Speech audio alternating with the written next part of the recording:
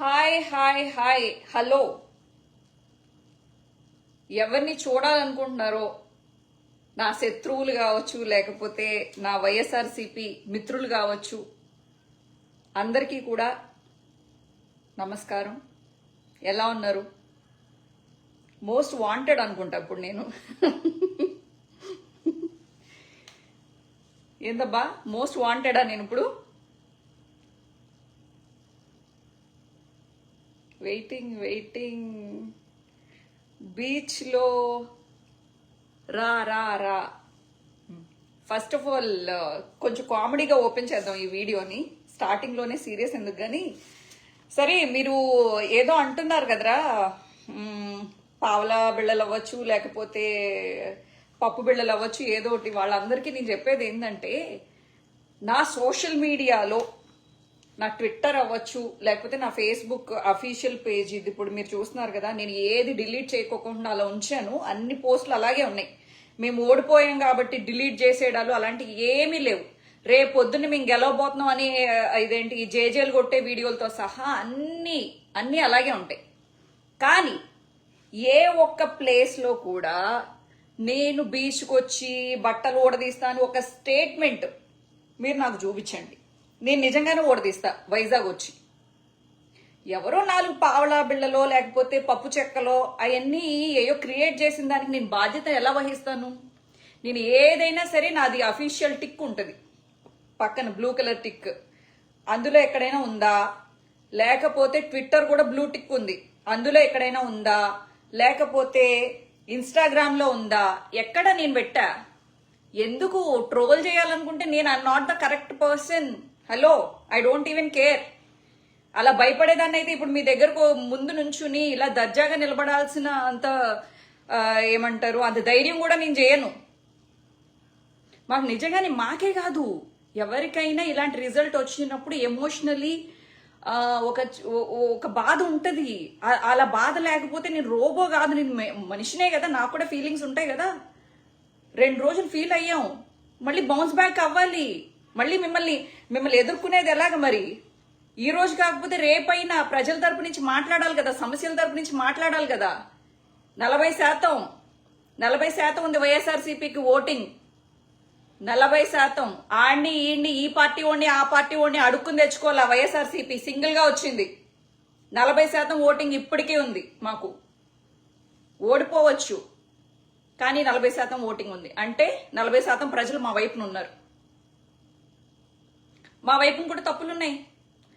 Right ఉంది, లేకపోతే ఇదేంటి మేము అన్ని కరెక్ట్లే చేసాం, మేము దిద్దుకోవాల్సిన తప్పులేమీ లేవు, మేము సూపర్ అని చెప్పేసి అనుకుంటే ఈరోజు మేము గెలిచేవాళ్ళం కదా. ఖచ్చితంగా మా వైపు ఏవో ఉంటుంటాయి. మా వాళ్ళు, మా పెద్దోళ్ళు అందరూ చూసుకుంటూ ఉంటారు వాటిని. మీరు మరీ దారుణంగా, అంటే నేను ఇప్పుడు రావాల్సిన కారణం ఎందుకు వచ్చిందంటే, దారుణంగా ఏంద్రా ఇలా కొట్టుకుంటున్నారేంది, ఇలా కొట్టుకుంటున్నారేంది? మొన్నటిదాకా బాబాయ్ హత్య చేసేశారు అని చెప్పేసి ఓ హెడ్డింగ్లు పెట్టిన ఆంధ్రజ్యోతి, TV5 ప్రతి హత్య వైఎస్ఆర్సీపీకి అంటగట్టేసే ఆ షర్మిల, లేకపోతే ఈ TV5 వాళ్ళు ఏమైపోయారు ఇప్పుడు? ఏంది ఇలా చంపుతున్నారు వైఎస్ఆర్సీపీ వాళ్ళని? మరి మేము అధికారంలో ఉన్నప్పుడు, వైఎస్ఆర్సీపీ అధికారంలో ఉన్నప్పుడు జనసేన వాళ్ళందరూ తమిళనాడు బారిపోయారా, లేకపోతే ముంబై బారిపోయారా, శ్రీలంక బారిపోయారా? ఎక్కడికి బారిపోయారు? ఆంధ్రాలోనే కదా ఉన్నారు. మిమ్మల్ని ఏమైనా చంపేశామా? మిమ్మల్ని ఏమైనా కొట్టేశామా? మీరు ఎలాంటి ట్రోలింగ్లు చేశారు సోషల్ మీడియాలో? ఎలాంటి ట్రోలింగ్లు చేశారు? ఎలాంటి కమెంట్స్ పెట్టారు? భారతమ్మ మీద ఎలాంటి కమెంట్స్ పెట్టారు? జగనన్నని, స్వాతి రెడ్డి అనే చెప్పి శ్వేతా చౌదరి అనే ఒక అమ్మాయిని జగనన్నని కొజ్జా జగన్ అని చెప్పేసి తిట్టించారు. కొజ్జా ముఖ్యమంత్రి అని చెప్పి ఇప్పటికే పోస్టులుంటే వెళ్ళి చూడండి. భారతమ్మని అన్యాయంగా మాట్లాడారు. సరే, ఇదేంటి వైఎస్ఆర్ అలా మాట్లాడితే వైఎస్ఆర్సీపీ తరపు నుంచి మీ వాళ్ళు ఏమన్నా అనలేదా అని అంటే, నేను ఒక్కటే చెప్తున్నా అబ్బా, ఎంత సోదెంగను కానీ అంగబలం అర్ధబలం. మీకు కొంచెం తెలుగు తెలిస్తే ఈ మాట అర్థం అవుతుంది. అంగబలం అర్ధబలం ఉన్న వాళ్ళని మీరు కొట్టుకుని చావండి. కేసులు పెట్టుకుంటారో, లేకపోతే బాహాబాహీలకు దిగుతారో, మీకు సెక్యూరిటీగా గన్మెన్లు ఉంటారు. జెడ్ కేటగిరీలు ఉంటాయి. మీరు ఏమైనా ఇదేంటి అద్దాల మేడల్లో కూర్చుని వేసేసుకోండ్రా, కొట్టేసుకోండ్రా, చంపేసుకోండ్రా, బాంబులు వేసేసుకోండ్రా. ఏంది ఏంది లోకేష్ ఇది? ఏంది లోకేష్ ఇది? ఏంది లోకేష్ ఇది?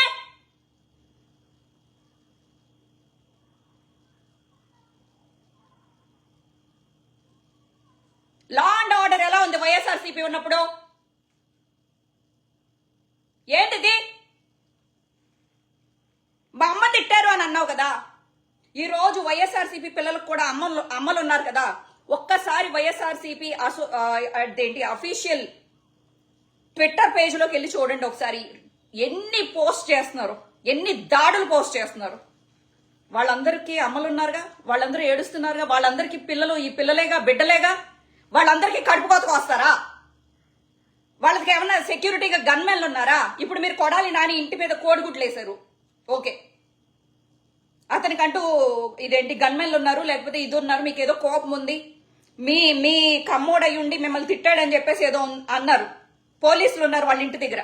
ఈ చిన్న పిల్లల ఇంటి దగ్గర ఎవరుంటారు చెప్పు? ఈ పిల్లల ఇంటి దగ్గర ఎవరుంటారు సెక్యూరిటీగా? 10 మంది వచ్చి ఒక్కడిని కొట్టడం ఒక మగతనమా? చిన్నపిల్లల్ని ఇంటికి వచ్చి 10 మంది వచ్చి ఒక్కడిని కొట్టడం మగతనమా?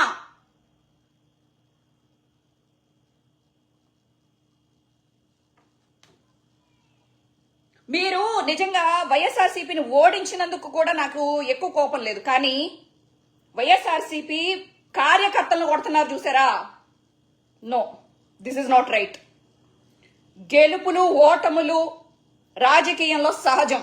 ఓకే, మీరు ఒకసారి గెలుస్తారు, మేము ఒకసారి గెలుస్తాం, మళ్ళీ మీరు కొడితే మేము లెగుస్తాం, మళ్ళీ మేము గెలుస్తాం. ఇదంతా జరుగుతూ ఉంటది. కానీ ఏంది హత్యలు, ఏంది కోసుకోవడాలు, ఏంది పొడుచుకోవడాలు? చోద్యం చేస్తున్నారా ఇదేంటి అద్దాల మేడల్లో కూర్చుని? మీకు మాత్రం జెడ్ కేటగిరీలా? అసలు జగనన్న ఉన్నప్పుడు జగనన్న మీదే రాళ్లేసి కొట్టారు మీరు.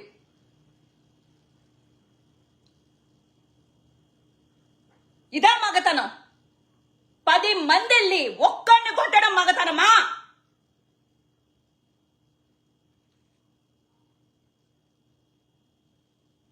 కోసుకుంటుంటే మొత్తం మేం కాదు భయపడేది, వైఎస్ఆర్సీపీ ఒకటే భయపడే పరిస్థితి లేదు అక్కడ. మొత్తం ఆంధ్ర జనం అంతా భయపడుతున్నారు. ఈ మోక ఎక్కడొచ్చి మా ఇంటి మీద పడుతుందో అని. ఇదా మీకు ఓటేసి గెలిపించినందుకు? మా మీద నమ్మకం సన్నగిల్లిందని చెప్పి ఒక 60% మంది మీకు ఓట్లు వేశారు అనుకో. ఏం చేస్తున్నారు మీరు ఇప్పుడు? ప్రజలను కాపాడటం అంటే ఇదా? లా అండ్ ఆర్డర్ ని ఇదేంటి లైన్ లో పెట్టడం అంటే ఇదా?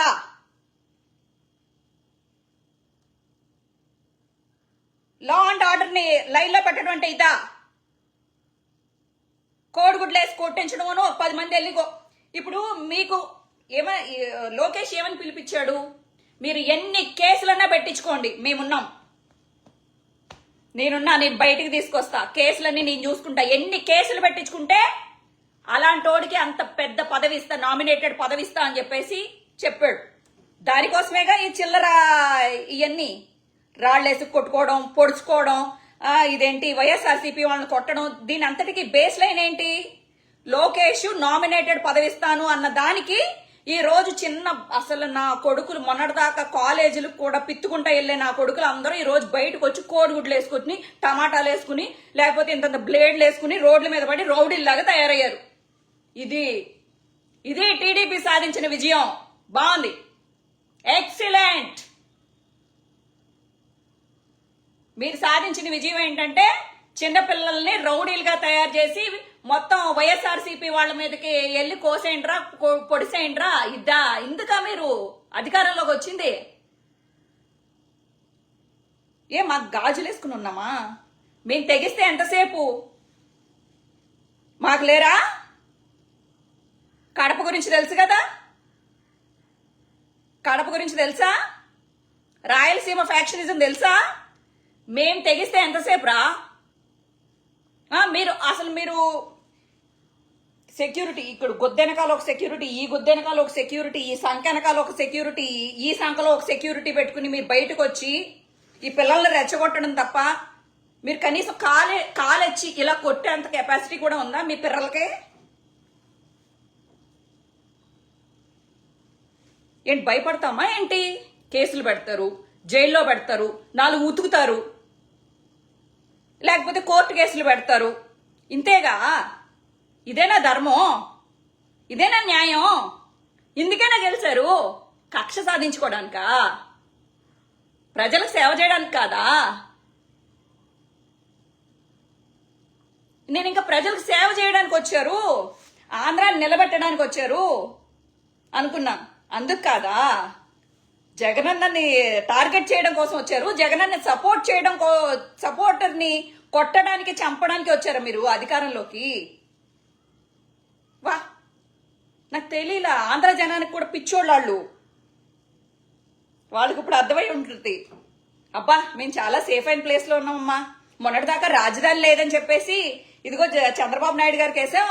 ఈ రోజు చంద్రబాబు నాయుడు గారు ఎటు నుంచి ఎవరిని పొడవడానికి ఎవరిని పంపిస్తాడో మాకు తెలియదు అని చెప్పేసి చాలా ఆనందంగా ఉండుంటారు ఆంధ్ర ప్రజలందరూ. వేసారుగా, అనుభవించండి.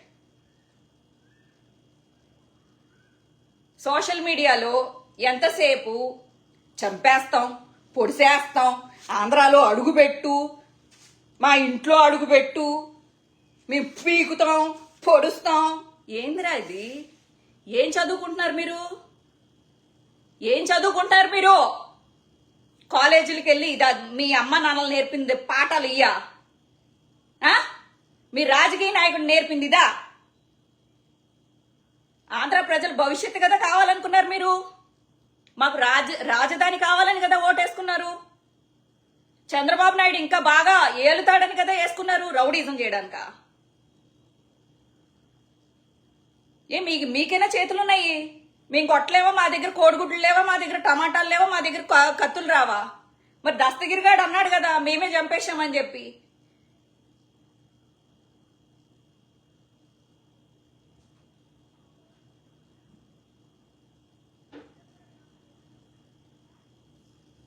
మేము ఓటమిని అంగీకరిస్తున్నాం, ధైర్యంగా అంగీకరిస్తున్నాం, నిలబడతాం, మళ్ళీ నిలబడతాం. ఏ చంద్రబాబు నాయుడు ఓడిపోలా?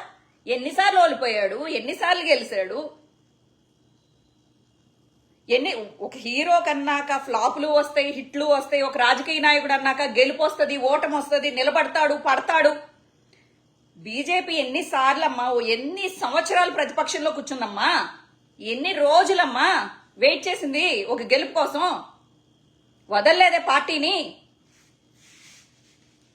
11 సీట్లు కాదు, ఒక్క సీటు కూడా రాకపోయినా పవన్ కళ్యాణ్ ఇప్పుడు దాకా రాజకీయాలు చేశాడు. మాకు 11 సీట్లు వచ్చినాయి, మాకేం భయం?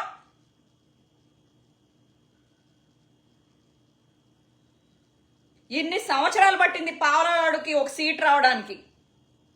ఇన్ని సంకలు నాకితే ఈ రోజు ఒక ఎమ్మెల్యే సీట్ గెలిచాడు ఆయన. అదే ఆయన పార్టీలో ఏమైనా గెలిచారో ఏమో నాకు తెలియదు. ఇతను ఎమ్మెల్యేగా రావడానికి ఇన్ని సంవత్సరాలు బట్టి ఇన్ని సంకలు నాకితేనే కానీ అతను ఎమ్మెల్యే అవలా.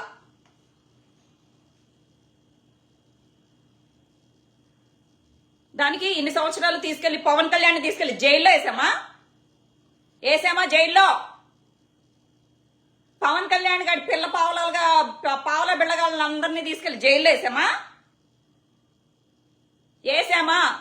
మీరు రోజాని కూడా ఎయిర్పోర్ట్ లో కొట్టారు, తీసుకెళ్లి మిమ్మల్ని ఏమన్నా జైల్లో వేసామా?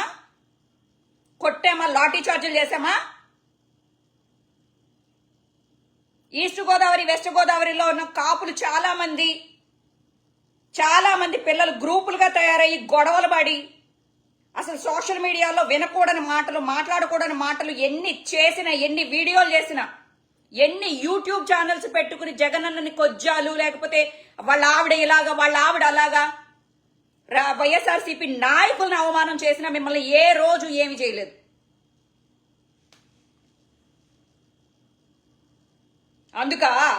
అందుక ఈ సన్మానం మిమ్మల్ని జాగ్రత్తగా చూసుకున్నందుక, మీరు తప్పు చేస్తున్నా కూడా సాటి తమ్ముళ్ళు అని భరించినందుక. మీరు ఒక పార్టీని నమ్మారు, మీ నాయకుడు మీకు గొప్ప, తప్పులేదు. ఎవడు ఒకటే నాయకుడిని నమ్మాలని లేదు, నీకెవరో నచ్చుతారు, నువ్వు నమ్ము.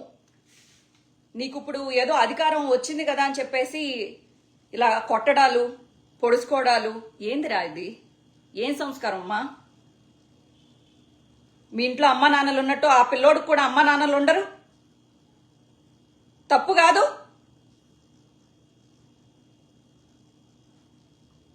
గెలిచేసిన సంబరంలో పడిపోయి కేసులు పెట్టించుకుంటే రేపు పొద్దున నువ్వు తిరగద్దు. నామినేటెడ్ పదవులు ఎంతమందికి ఇస్తారు? ఇప్పుడు మీరు 100 మంది రోడ్ల మీద పడి పొడుచుకుంటున్నారు. ఎంతమందికి 100 మందికి నామినేటెడ్ పదవులు ఎలా ఇస్తారు?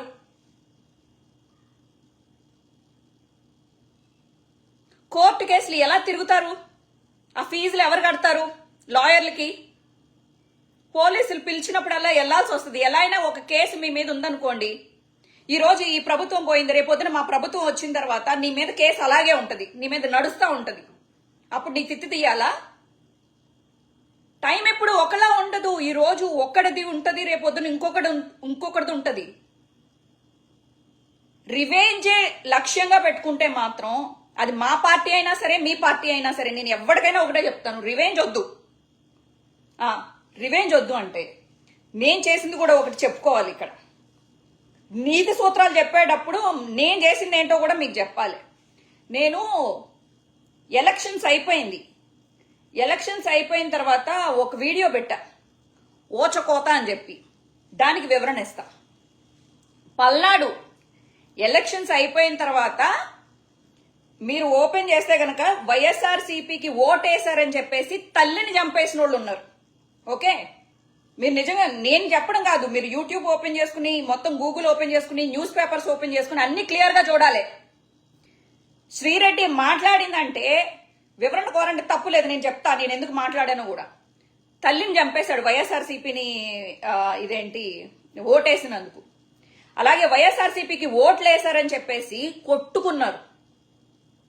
అలాగే వైఎస్ఆర్సీపీకి సంబంధించి సర్పంచ్లు వాళ్ళు ఉంటారు కదా, ఏదో గ్రామీణ స్థాయిలో ఉన్న వాళ్ళందరినీ కొట్టారు. అలాగే పల్నాడులో చాలా పెద్ద ఎత్తున కొట్టుకున్నారు. రోడ్ల మీదకి వచ్చి పసుపు టవల్స్ వేసుకుని విపరీతంగా కుమ్ముడే చేసిన వీడియోలు మీ అందరికీ జ్ఞాపకం ఉండుంటాయి. అలాగే దస్తగిరి అనేటోడు అవినాష్ రెడ్డి నిన్ను ఓడిస్తా, అవినాష్ రెడ్డి నా సంగతి నీకు తెలీదు, దస్తగిరి నిన్ను పొడుస్తా, నిన్ను ఏదోటి చేస్తా అని చెప్పేసి రౌడీజాలు, ఇళ్ల మీదకెళ్లి రౌడీజాలు చేసిన దస్తగిరి వీడియోలు చూడండి. అలాగే టీడీపీ కార్యకర్తలే కాదు, ఎవరైతే రౌడీజం షర్మిల, ఆమె ఇప్పుడు కనబడిందా అండి? ఎలక్షన్స్ అయిపోయిన తర్వాత ఎక్కడైనా మనిషి కనబడిందా? ఒక వీడియో రిలీజ్ చేసిందా అండి? ఆంధ్ర గురించి ఒక మాట మాట్లాడిందా? ఎక్కడుందండి? సునీత ఎక్కడా? షర్మిల ఎక్కడా? మా వైఎస్ఆర్సీపీ వాళ్ళందరూ మీకు కనబడుతున్నారు కదా, ఎక్కడికి పారిపోలేదు కదా, కనబడుతున్నారు కదా మీ కళ్ళెదుట. ఏరిళ్ళు ఎందుకు వచ్చారు ఆంధ్రాకి? జగనన్న గురించి చెడుగా ప్రచారం చేసి, జగనన్నని దించేసి, జగనన్నని ప్రాబ్లమ్స్ లోకి నెట్టేసి, ఆయన ఏడుస్తూ ఉంటే ఆనందించడానికి వచ్చిన రాక్షస మందది. వాళ్ళు కూడా జగనన్న మీద ప్రతాపాలు చూపిస్తుంటే అప్పుడన్నా ఆ రౌడీలను ఉద్దేశించి దస్తగిరి, షర్మిల, లేకపోతే ఇదేంటి ఈ పచ్చ టవల్స్ వేసుకుని వచ్చి జనాల్ని, పిల్లల్ని కొట్టిన వాళ్ళని, అరే వైఎస్ఆర్సీపీ రానివ్వండి, మీ అందరికీ ఓచకోత ఉంటది అని చెప్పేసి చెప్పా. తప్ప బెండవుతా, చేతులు కట్టుకుంటా, మోకాళ్ళ మీద కూర్చుంటా. తప్పు చేసినోడిని నువ్వు శిక్ష అనుభవించాలి అని ఏ గుండె ఉన్నవాళ్ళైనా, ఏ మంచి వ్యక్తి అయినా, నేను నిజంగా మంచి వ్యక్తినే. నిజంగా చాలా మంది ఎవరైతే నన్ను బెదిరించారో వాళ్ళందరికీతో పోలిస్తే నేను చాలా మంచి వ్యక్తిని. నేను మంచిగా కోరుకున్నా. అన్యాయంగా కొట్టిన వాళ్ళని, అన్యాయంగా రౌడీజం చేసిన వాళ్ళని మీ అందరికీ ఓచకోత కోయించాలి రా అని అన్న. మీరందరూ చెప్పండి, నేను చేసింది తప్ప? అమాయకులు కొట్టే వాళ్ళని మీ అందరికీ ఓచకోత కోయిస్తా అని చెప్పడం తప్ప?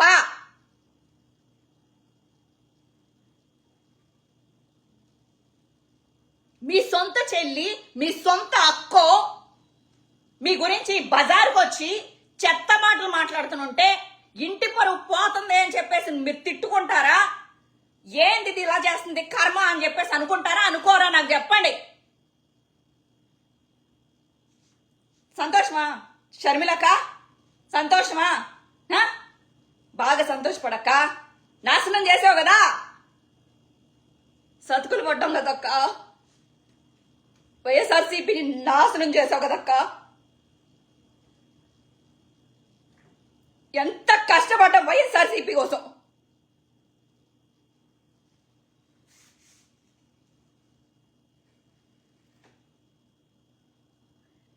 మీరు వైఎస్ఆర్సీపీ అధికారంలో ఉన్నప్పుడు కూడా రోజా మీద చేయేశారు. మీరు అనేక మంది వైఎస్ఆర్సీపీ వాళ్ళని కొట్టారు. మీరు అప్పుడు కూడా మీ మీద పెద్ద యాక్షన్స్ ఏం లేవు. షర్మిల లాంటి వాళ్ళు ఆంధ్రాలో ఉన్నప్పుడు, ఆంధ్రాలో జగనన్న ప్రభుత్వంలో ఉన్నప్పుడు, ఆయన సీఎంగా ఉన్నప్పుడు మాట్లాడారు. కానీ నేను ఓచకోత అని చెప్పింది ఎప్పుడంటే ఎలక్షన్స్ జరుగుతున్నప్పుడు లా అండ్ ఆర్డర్ అన్న చేతిలో ఉండదు, ఎలక్షన్ కమిషన్ చేతిలో ఉంటది. ఆ టైం చూసుకుని వైఎస్ఆర్సీపీ వాళ్ళని ఓచకోత కోసారు, అడ్డదిడ్డగా కొట్టే పడేశారు. అలాంటప్పుడు మాట్లాడాను ఓచకోత కొయ్యాలని చెప్పి. ఆనందం అక్క, బాగున్నారా అక్క?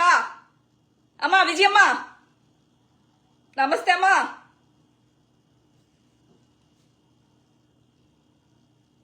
మీలాంటి లేడీస్ వందనాలమ్మా. నేను నిజంగా ఒక రాకాసిదానిలాగా కనిపిస్తానేమో కానీ నా మనసు నిజంగా అంత రాకాసిది కాదు. అన్యాయం అని తెలిస్తే గనక నేనేమైనా పర్వాలేదు, అవతలోడి కోసం నిలబడతాను నేను. అది నా మంచితనం, నా చెడ్డతనం మీరు నిర్ణయించండి. నేను శత్రువుకు కూడా నాకు కన్నీళ్లు కనిపించకూడదని చెప్పేసి నేను నిజంగా చాలా కంట్రోల్ చేసుకుంటున్నాను అండి. ఈ రోజుకి నిజంగా మళ్ళీ మీ అందరికీ ఆంధ్రాలో కష్టం వస్తే మీకోసం నిలబడేది వైఎస్ఆర్సీపీ పార్టీ, అలాగే నా లాంటి తెగించిన నోరు. ఎందుకంటే మీరు ప్రేమించకపోయినా మేము పిచ్చోళ్ళం కదా, మేము మిమ్మల్ని ప్రేమిస్తూనే ఉంటాం. మా మంచితనమో లేకపోతే మా మనసు మీకు అర్థమై ఉండకపోవచ్చు, ఏదో ఒక రోజు అర్థమవుతుంది. ఇప్పుడు కాదు, ఇప్పుడే కదా వచ్చారు వీళ్ళు. 5 సంవత్సరాలు ఉంది. ఆ 5 సంవత్సరాల్లో ఏం చేస్తారో చూద్దాం. మీరెంత సంతోషంగా ఉంటారో, మీరు సంతోషంగా లేకపోతే దానికి మేమేం చేయాలో వైఎస్ఆర్సీపీ పార్టీ తరపు నుంచి మేము చేస్తాం.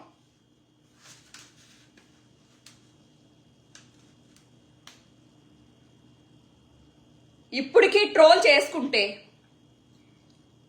లోకేష్ అన్న వద్దు, లోకేష్ మా అన్ననే అన్న అని పిలుస్తా. దానికి ఒక వాల్యూ ఇచ్చాను. మిమ్మల్ని అన్న అని పిలవలేకపోతున్నాను, ఎందుకంటే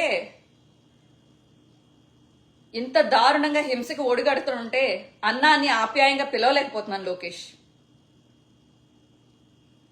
మీరు గాయత్రి, అనూష ఉండవల్లి ఇలాంటి వాళ్ళందరినీ పెట్టి ఆంధ్రాలోనే పెట్టి మీరు అందరూ తిట్టించారన్నా.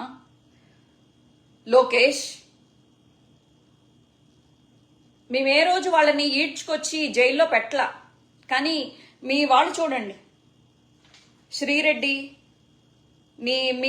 నీ గుద్ద మీద దెంగుతాం, నీ గుద్ద చెక్కేస్తాం, నీ గుద్దలో అది చేస్తాం, ఇంకా మొత్తం అయ్యే భాష. ఇంక అదే, అంతకన్నా మంచిగా ఎత్తుక్కుందాం అంటే ఒక మంచి పదం ఉండదు వాళ్ళ దగ్గర. మరి మీ లేడీస్ అందరినీ, మీ పార్టీ లేడీస్ అందరినీ తీసుకొచ్చి మేము జైల్లో వేసామన్నా? ఛీ లోకేష్, మేము వేసామా? లేదు, నేను బెగ్ చేయడానికి కూడా లేము. కానీ ఒక విషయంలో నువ్వు గ్రేట్ అని ఒప్పుకోవాలి. టీడీపీ పార్టీ వాళ్ళ కార్యకర్తలు వాళ్ళు తప్పు చేయని ఒప్పు చేయని వాళ్ళు జైల్లో పెడితే గనక ఫస్ట్ లోకేష్ టీము వెళ్ళిపోయి వాళ్ళకి ఇదేంటి లాయర్లను తీసుకెళ్లి రిలీజ్ చేసుకుని వస్తారు. అది మెచ్చుకోవాలి మనం. 2, టీడీపీ కార్యాలయానికి ఎవడైనా వెళ్ళి హెల్ప్ చేసుకుని టీడీపీ కార్యకర్త అనగానే ఒక హోదా ఇచ్చేసినట్టు అవుతుంది. మాది టీడీపీ పార్టీ అని ఓన్ చేసుకుంటాడు. ఎందుకు? వాళ్ళకి ఇన్సూరెన్స్ ఇస్తారు, వాడికి ఒక పచ్చ టవల్ ఇస్తారు, వాళ్ళ ఇంట్లో ఎవరైనా చనిపోతే డబ్బులు ఇస్తారు, వాడి కాళ్ళు ఇరిగిపోతే వెళ్ళి పరామర్శలు చేస్తారు. లోకేష్ వెళ్తాడు, లేకపోతే లోకేష్ తరపు నుంచి ఒక టీం వెళ్తుంది. వాళ్ళు కార్యకర్తల్ని ఇంత బాగా కళ్ళల్లో పెట్టుకుని చూసుకోవడం వలన వాళ్ళకి భయం భక్తి అనేది లేకుండా పోయింది. మీ దాంట్లో ప్లస్ ఉంది, మైనస్ ఉంది. మీరిచ్చిన అతి చనువుని అతిగా తీసుకుని మాకేమైనా అయితే లోకేష్ ఉన్నాడులే, మాకేమన్నా కోర్టు కేసులు పెడితే లోకేష్ ఉన్నాడులే అని చెప్పేసి తెగించే మనస్తత్వం ఒకటి వస్తుంటే, రెండు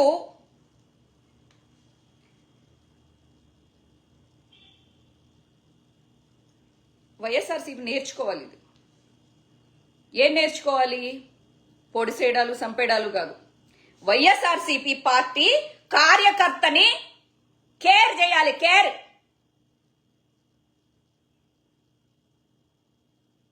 వాడికి ఒక ఇన్సూరెన్స్ చేయడం, మన కార్యకర్త ఇంట్లో ఎవరైనా చనిపోతే ఒక పరామర్శ, మన కార్యకర్తకి ఏదైనా జరిగితే ఒక భరోసా, మన కార్యకర్త అనేవాడితో ఒక కనెక్షన్ అనేది లేకపోవడం వలన ఎవడు కార్యకర్తలాగా ఫీల్ అయ్యి ఓట్లు వేయించలే. ఈరోజు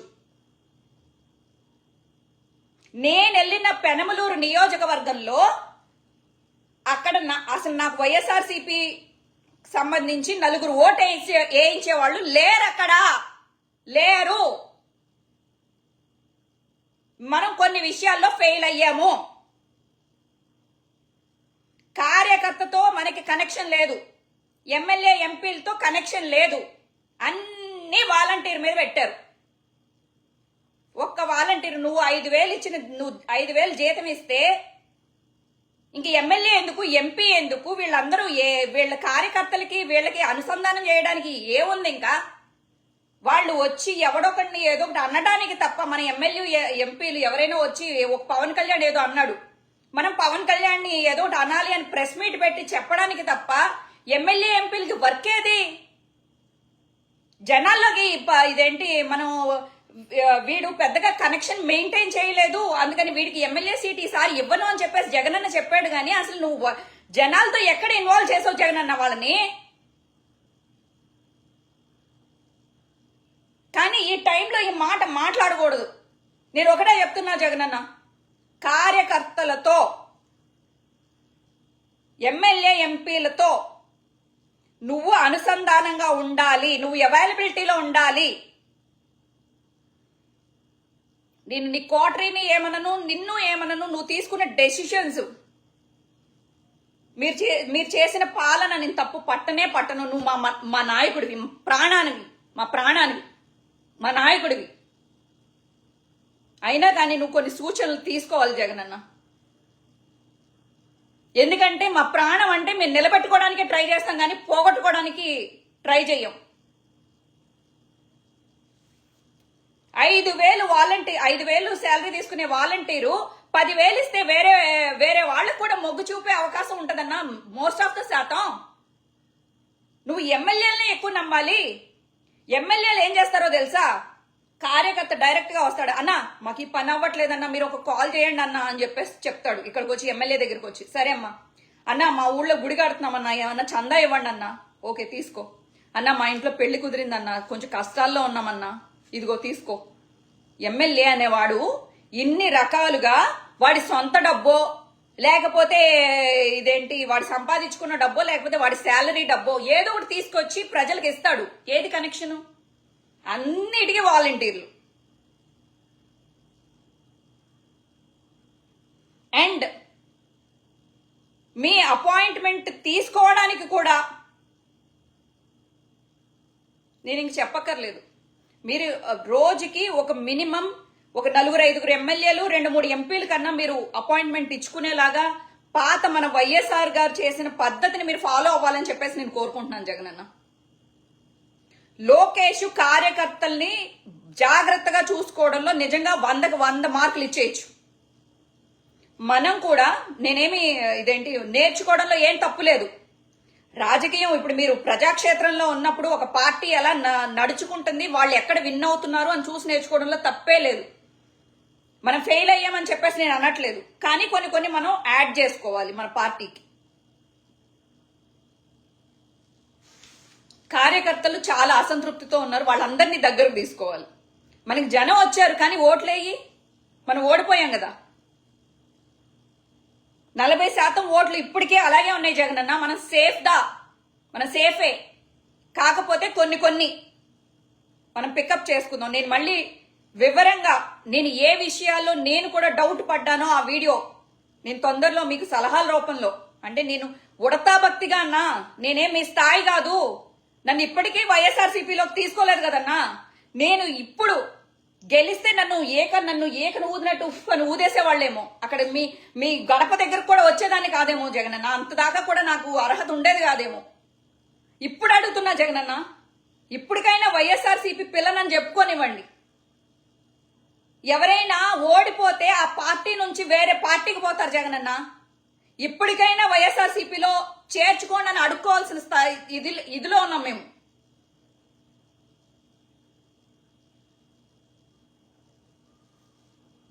నేను తప్పుగా మాట్లాడుంటే ఆందోళనలో నన్ను క్షమించండి జగనన్న. కానీ గెలిస్తే ఒకవేళ మీకు చెడ్డ పేరు అనుకునే వాళ్ళేమో. ఇప్పుడు ఎలాగా మనం ఓడిపోయాం కాబట్టి నాకున్న కొంచెం నాలెడ్జ్ని ఉపయోగించుకుని వైఎస్ఆర్సీపీకి ఏమైనా ఉపయోగపడేలాగా నా వంతు నా కృషిని నన్ను చేయనివ్వండి జగనన్న, ప్లీజ్.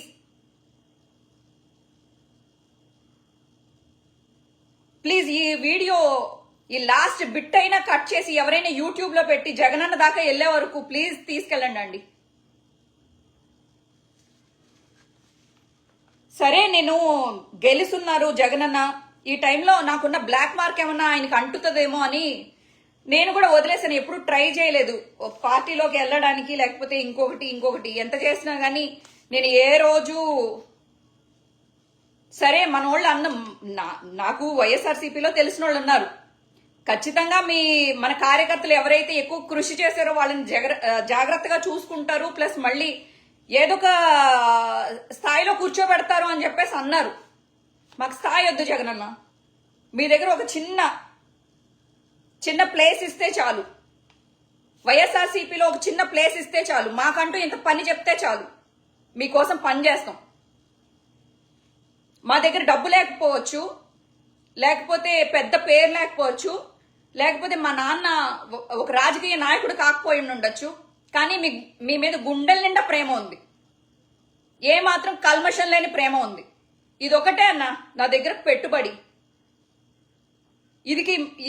ఇది మీకు ఓకే అనుకుంటే నాకు ఏదో ఒకటి వైఎస్ఆర్సీపీలో చిన్న స్థానం ఇవ్వండి అన్న. లేదు నేను ఒక మచ్చ అనుకుంటే వదిలేయండి, అది ఇమీడియట్ గా తీసుకోండి నిర్ణయం అని చెప్పేసి నేను అనట్లేదు. కానీ మేము చాలా ఇన్సెక్యూరిటీతో బతుకుతున్నాం. నువ్వు వైఎస్ఆర్సీపీలో ఏంటి అని అడుగుతుంటే తలెత్తుకోలేకపోతున్నా జగనన్న.